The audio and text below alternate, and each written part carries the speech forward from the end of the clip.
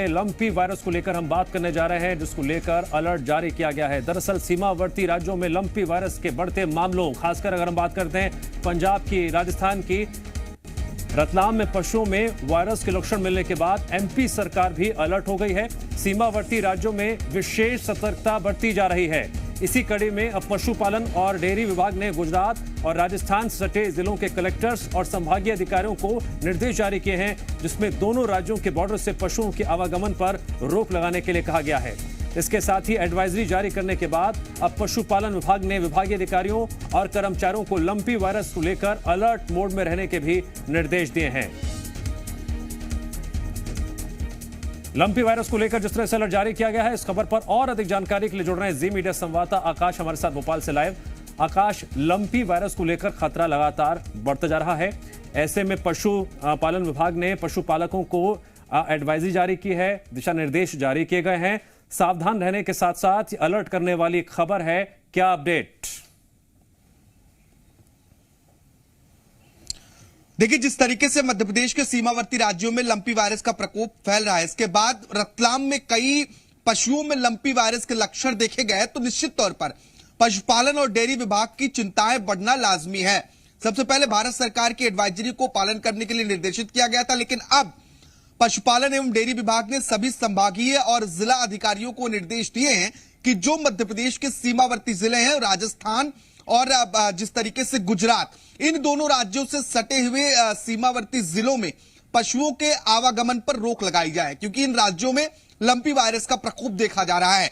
ऐसे में इन राज्यों के सहारे मध्य प्रदेश में लंपी वायरस की एंट्री ना हो, इस पर खास तौर पर ध्यान देने की जरूरत है। साथ ही सभी अधिकारियों को जो स्वास्थ्य विभाग से जुड़े हुए हैं, जो पशु चिकित्सा विभाग से जुड़े हुए हैं, उन्हें अलर्ट मोड पर रहने के निर्देश पशुपालन एवं डेयरी विभाग की ओर से जारी किए गए हैं, क्योंकि जिस तरीके से लंपी वायरस के केसेस मध्य प्रदेश के सीमावर्ती जिलों में देखने को मिले हैं, तो निश्चित तौर पर कहीं ना कहीं उसकी आहट मध्य प्रदेश में भी सुनाई देने लगी है। और रतलाम में जिस तरीके से बड़ी संख्या में पशुओं के भीतर लंपी वायरस के लक्षण देखे गए, तो ऐसे में अब पशुपालन एवं डेयरी विभाग मध्य प्रदेश का पूरी तरह से अलर्ट मोड पर है, ताकि मध्य प्रदेश में किसी तरह की दिक्कतें पैदा ना हो। और यही कारण है कि जो भारत सरकार की एडवाइजरी लंपी वायरस को लेकर है, उस एडवाइजरी को 100% पालन करने के निर्देश दिए गए हैं। जो उपचार के तरीके बताए गए हैं, ताकि साथ ही जो रोकथाम के उपाय बताए गए हैं, उन सभी उपायों को पालन करने के निर्देश पहले ही पशुपालन विभाग की ओर से जारी कर दिए गए थे।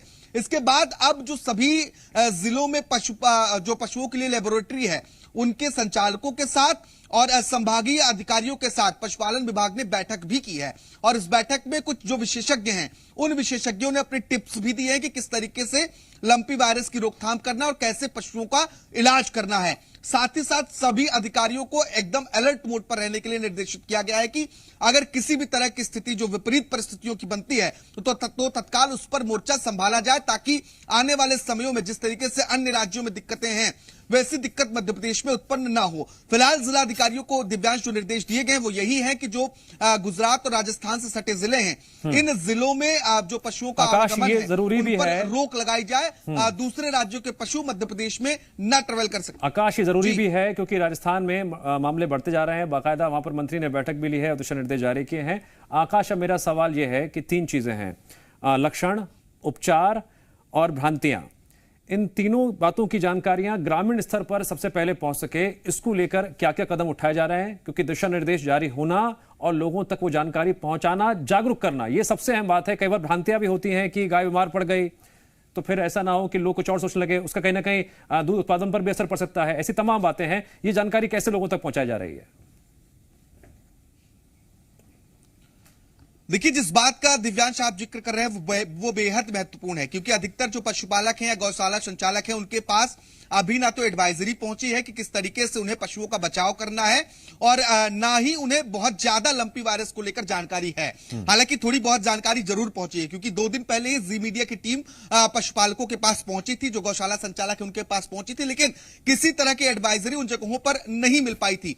और यह स्थिति ग्रामीण क्षेत्रों में ज्यादा उत्पन्न होगी अगर लोगों को सही सही और सटीक जानकारी नहीं मिलेगी। तो खासतौर पर यह ध्यान देने की जरूरत है, जो पशुपालक, जो गौशाला संचालक जी मध्य प्रदेश छत्तीसगढ़ देख रहे हैं, उनके लिए अगर कोई भी उनका पशु, चाहे वो गाय हो या फिर किसी अन्य तरह का पशु, अगर वो बीमार होता है तो सबसे पहले उसे अलग करने की जरूरत है। जिस तरीके से कोरोना में आइसोलेट किया जाता था, लगभग वही स्थिति यहां पर भी उत्पन्न होगी और उन्हें अलग रखना होगा ताकि दूसरे पशुओं में यह बीमारी का संचार ना हो सके। इसके बाद तत्काल उन्हें संपर्क करना चाहिए, जो वहां के स्थानीय पशु चिकित्सक हैं, जो सरकारी लेवल पर मौजूद है, उनसे बातचीत करें। इसके बाद उसकी जो टेस्टिंग है वो लैब में की जाएगी। अगर लंपी वायरस जैसे लक्षण दिखाई देते हैं तो निश्चित तौर पर उसके सैंपल्स को लेबोरेटरी में भेजा जाएगा और इस बात की जांच की जाएगी कि लंपी वायरस है या नहीं है। यह विशेष तौर पर ध्यान देने की जरूरत है। और जब यह एडवाइजरी जारी की गई थी दिव्यांश, उस वक्त भी कहा गया था कि इस बात को लेकर व्यापक प्रचार प्रसार किया जाए ताकि लोगों में जागरूकता भी फैले कि आखिर लंपी वायरस है क्या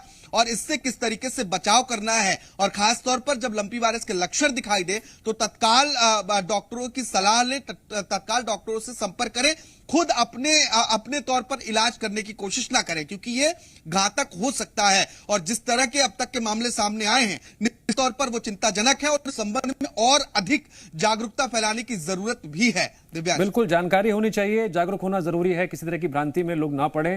खबरों में बने रहने के लिए आप हमारे फेसबुक, ट्विटर और इंस्टाग्राम पेज को फॉलो कर सकते हैं। लेटेस्ट अपडेट के लिए आप हमारे यूट्यूब पेज को सब्सक्राइब भी कर सकते हैं और हाँ, बेल आइकन पर क्लिक करना ना भूलें।